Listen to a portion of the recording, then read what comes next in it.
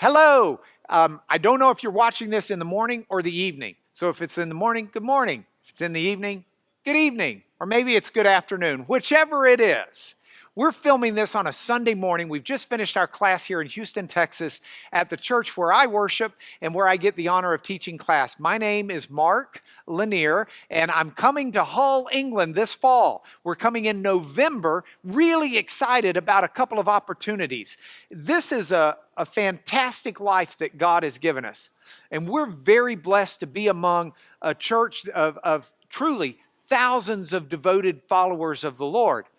And a group of us, don't worry, not thousands, but a group of us have committed to coming to Hull this November with a sincere hope that we have a chance to share not only the gospel and the good news and to be some encouragement to the brothers and sisters there.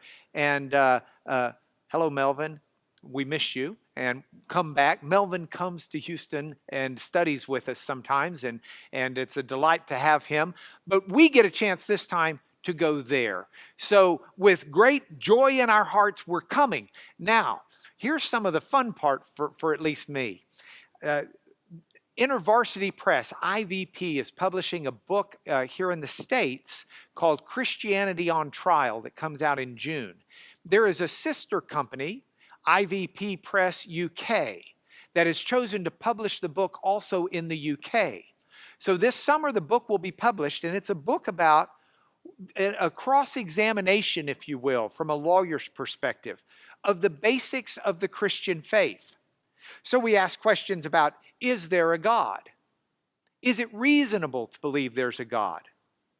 If so, what kind of God might he or she or it be? Is it a God with personality or a supercomputer? Is it a maternal or a paternal? Is there sexism to the God at all? And so we ask questions of, is there a God? If so, what kind of God? And then we ask questions in the book and look at it as if it were a trial on the issue of, what is man and woman? Do we have free choice in life, or are we just some mixture of genetics and chemicals and the reactions to the environment around us? Is there right or wrong in this world? As a lawyer in that chapter, one of the things I do is I try to address, most everybody would admit that what Adolf Hitler did was horribly wrong, but if I had been called in a court to defend Adolf Hitler, how would I as a lawyer have tried to have justified those atrocious actions? And that cuts to the very root of how we define right and wrong. Is there such a thing that we could call objective morality?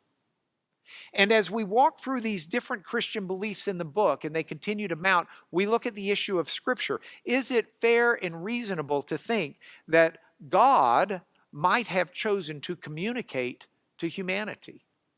And if so, what can we reasonably think that communication might or might not be? We also have the chance in the book to look at the issues of the sinfulness of humanity. Does that really matter? Is there true moral guilt? Then we look at, in a chapter I call the audacity of the resurrection.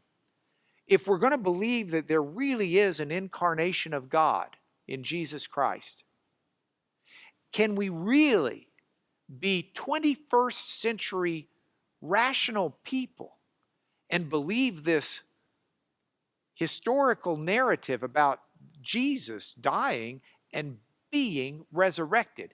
Is that something that requires us to take off our glasses and put on a blindfold and just take some bold leap? Or is it something with our glasses on and blinders removed that we can look at reasonably as reasonable people and say, this actually makes sense in light of the evidence?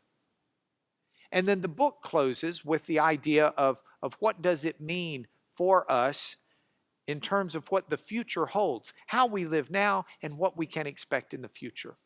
So basically, with that book coming out, this is a chance for those types of messages to be communicated not only to strengthen the believers in the church, But I love to engage non-believers, not in an antagonistic way, with kindness and the love of Jesus at the forefront of my mind as a model.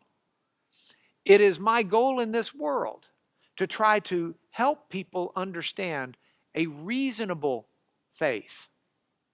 And so we're excited to get to come to Hull, England. Really excited to get to share with people. We hope it's something y'all will be excited about. Y'all is a word we're bringing to you, by the way. You sent us with you all when we came over here centuries ago. We're returning with y'all. And we're going to be excited and delighted to have this chance. I am a trial lawyer by trade, and I have a case that is set for trial in the fall.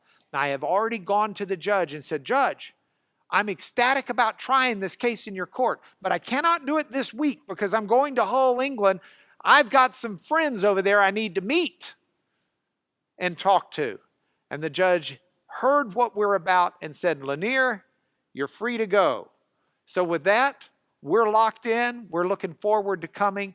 God bless you guys.